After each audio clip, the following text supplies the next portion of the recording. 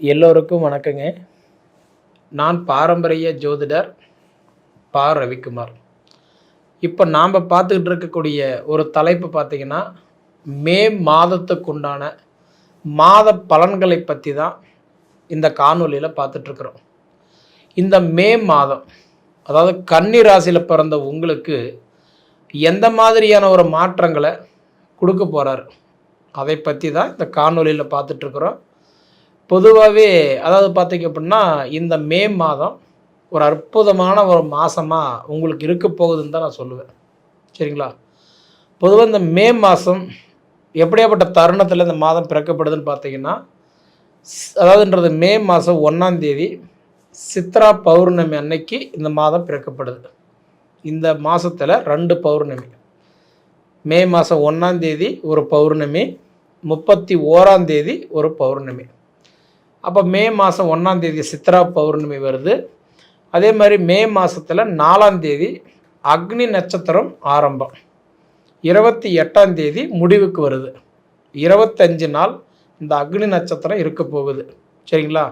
4ஆம் தேதி ஆரம்பித்து 28ஆம் தேதி தான் முடிய போகுது. சரிங்களா? இப்படி இருக்கும்போது பொதுவாகவே எனக்கு தெரிஞ்சு இந்த மே மாதம் கன்னி ராசிக்கு நான் நல்லா இருக்குது அப்படின்னு சொல்கிறதுக்கு முதல் ஆதாரம் என்ன சார் அப்படின்னு நீங்கள் கேட்கலாம். பொதுவாக அதாவது 1ஆம் இடம் 10ஆம் இடத்துக்கு அதிபதி தான் இந்த புதன். இந்த புதன் பகவான் இப்போ எங்கே உட்காந்துருக்கிறாருன்னா 8ஆம் இடத்துல உட்காந்துருக்காரு. 8ஆம் இடம் அப்படின்னா மேச ராசியில் உட்காந்துருக்காரு. 14 நாள் அதாவதுன்றது மேச ராசியில் புதன் இருப்பார். 15ஆம் தேதிக்கு புதன் பகவான் 8ஆம் இடத்துலேருந்து 9ஆம் இடம் வராரு. 9ஆம் இடம்ன்றது பாக்கியஸ்தானம். சரிங்களா? அப்படி பார்த்தீங்கன்னா 1ஆம் தேதியிலிருந்து 14ஆம் தேதி வரைக்கும் 8ஆம் இடத்துல இருக்கக்கூடிய புதன் உங்களுக்கு வேலை செய்ய மாட்டார். ஏன்னா 8ஆம் இடம்ன்றது அஷ்டமத்து ஸ்தானம், வேலை செய்ய மாட்டார். அப்போ 15ஆம் தேதியிலிருந்து 29ஆம் தேதி வரைக்கும் புதன் பகவான் மேசத்திலிருந்து ரிஷபத்துக்கு வரார். அப்போ 15ஆம் தேதியிலிருந்து 29ஆம் தேதி வரைக்கும் ரிஷபத்தில் வரும்போது 9ஆம் இடத்துக்கு வந்துடுவார். அந்த மாதிரி நேரத்துலலாம் பார்த்தீங்கன்னா, அதாவது இந்த பூர்வீகத்தை சார்ந்த கேள்விகள் இருக்குல்ல, பூர்வீக சார்ந்தம் அப்படின்னா பிரிஞ்சு குடும்பம் ஒன்றா சேருவாங்களா, பூர்வீக சொத்து கிடைக்குமா, தொழில் ரீதியான மாற்றங்கள் கிடைக்குமா, புதுசாக ஒரு விஷயத்தை ஆரம்பிக்கலாமா, அதாவது சிறுசு பெருசு பண்ணலாமா, சீர்திருத்தம் பண்ணி உட்காரலாமா, அசையா சொத்துக்கள் எல்லாம் ஆல்ட்ரேஷன் பண்ணலாமா, இப்படி நினைக்கிறவங்களுக்கெல்லாம் உங்களுக்கு ஒரு மாற்றங்கள் நடக்கும். 15ஆம் தேதிக்கு மேலே 29ஆம் தேதிக்கு உள்ளார். சரிங்களா? 9ஆம் இடத்துக்கு போயிடுவார். அடுத்தது 29ஆம் தேதிக்கு மேலே 10ஆம் இடம் போயிடுவார். 10ஆம் இடம் அப்படின்னா தொழில் ஸ்தானத்துக்கு போயிடுவார்.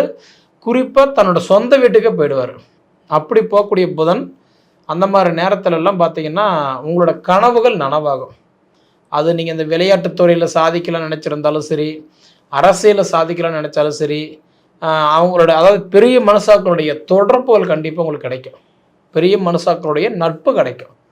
கண்டிப்பாக உங்களுக்கு 29ஆம் தேதிக்கு மேலே புதன் தன் சொந்த வீட்டுக்கு வந்துட்டாவே, அதாவது அரசியல்வாதோட சப்போர்ட்டு, அதிகாரியுடைய சப்போர்ட்டு, இந்த மாதிரிலாம் கிடைக்கிறது நிறைய சான்ஸ் இருக்குது. சரிங்களா? அதே மாதிரி பார்த்துட்டிங்க அப்படின்னா உங்களுக்கு அடுத்தது அதாவது சுக்கிரன் உங்களுக்கு 9ல் இருக்கார், தன் சொந்த வீட்டிலே இருக்கார். அப்போ உங்களுக்கு சுக்கிரன் யார்? 2ஆம் இட தனஸ்தானத்துக்கும் 9ஆம் இட பாக்கியஸ்தானத்துக்கும் அதிபதி தான் இந்த சுக்கிரன். அவர் 9ஆம் இடத்துல குறிப்பாக பாக்கியஸ்தானத்தில் இருக்கிறதுனால, அதாவது சுக்கிரன் அப்படின்னு பொதுவாக எடுத்துக்கிட்டோம்னா இன்றைக்கி யாரும் சொல்லலாம், கோச்சாரத்தில் மனைவின்னு நம்ம சொல்கிறோம். அப்போ மனைவிக்கு உடல் உபாதைகள் இருந்தாவோ, அதாவது ஆப்ரேஷன் பண்ணக்கூடிய நிலைமையோ, ஹாஸ்பிட்டலுக்கு போய் ட்ரீட்மெண்ட் எடுக்கக்கூடிய நிலைமையோ, இல்லை மெடிசன் டேப்லெட் சாப்பிட்டு இருந்தாங்கன்னா கூட ஓரளவுக்கு அதை சீரை வச்சுக்குவார். ஏன்னா சுக்கிரன் இந்த மாதம் தன் சொந்த வீட்டில் ஆட்சியாக வர்றார். அந்த சுக்கிரன் பார்த்திங்க அப்படின்னா உங்களுக்கு 14ஆம் தேதி தான் அவர் அதாவதுன்றது ரிஷபத்திலிருந்து மிதுனத்துக்கு மாறுறார். அப்போ அந்த மாறுற வரைக்கும் அந்த 14 நாட்களுமே உங்களுக்கு ஓரளவுக்கு நல்லாவே இருக்கும். சரிங்களா? அதனால் மனைவியோட ஹெல்த்துக்கோ, உடல் உபாதிகளுக்கோ, தொழிலுக்கோ கண்டிப்பாக ஒரு நல்ல மாற்றங்கள்லாம் இருக்க போகுது. அதே அடுத்தது பார்த்திங்க அப்படின்னா உங்களுக்கு செவ்வாய் 7ல் உட்காந்துருக்கார். செவ்வாய் 7ல் உட்காந்துருக்காருன்னா அதாவது மீன ராசியில் சனியோட சேர்க்கையை உட்காந்துருக்கிறார். பொதுவாக சனி பகவான் யாருன்னா நீதிமான். அப்போ இந்த சனி பகவானோட செவ்வாய் பகவான் 7ஆம் இடம் கலஸ்தரஸ்தானத்தில் சேர்றதுனால நீங்கள் என்னதான் முயற்சி இந்த மாதம் பண்ணாலும் இந்த திருமணத்துக்கு சம்மந்தப்பட்ட கேள்விகள் எல்லாம் இந்த மாதம் உங்களுக்கு தடையாகவே இருக்கும்.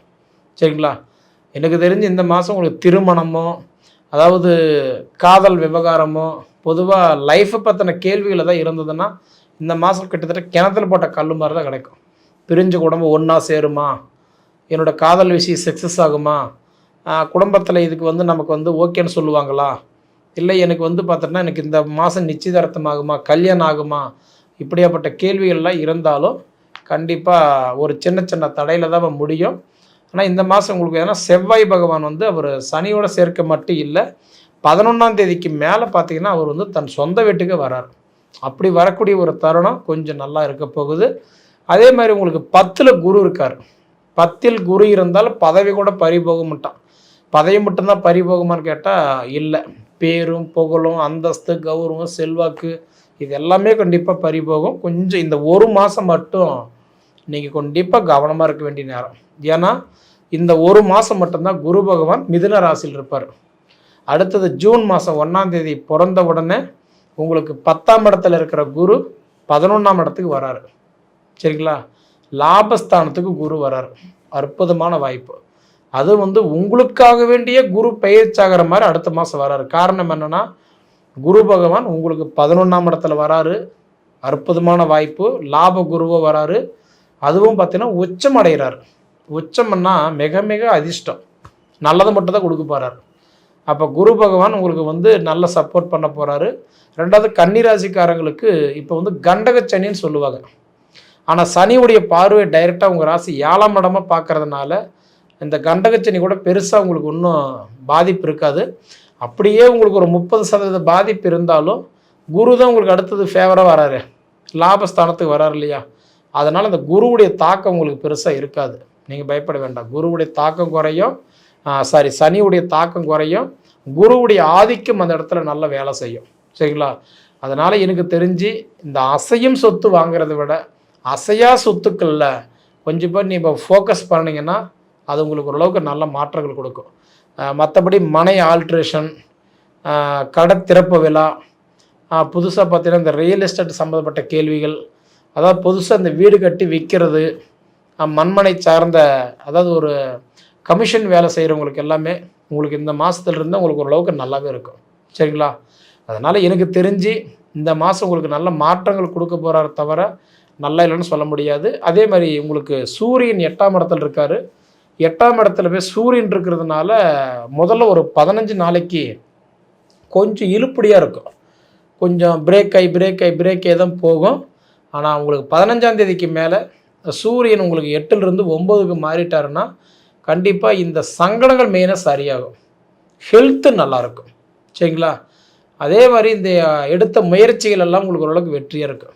பொதுவாகவே எனக்கு தெரிஞ்சு அதாவது இந்த மாதம் பொறுத்த வரைக்கும் கொஞ்சம் ஒரு 40% கொஞ்சம் சங்கடத்தில் போனாலும் அடுத்த மாதத்துலேருந்து உங்களுக்கு ரொம்ப சூப்பராக வேலை செய்யும். அதனால் இந்த மாதமே நமக்கு நல்லா இருக்கா இல்லையா, குரு வேறு மாறுறாரு, நமக்கு இயல்பான வாழ்க்கை எப்படி இருக்கோ, ஏதோ குரு மாறுற நேரமாவது நமக்கு நல்லது கொடுப்பாரா அப்படின்னு நீங்கள் நினைக்கிற மாதிரி இருந்தால் கண்டிப்பாக ஒரு தடவை உங்களோட ஜாதகத்தை பார்த்துக்கோங்க.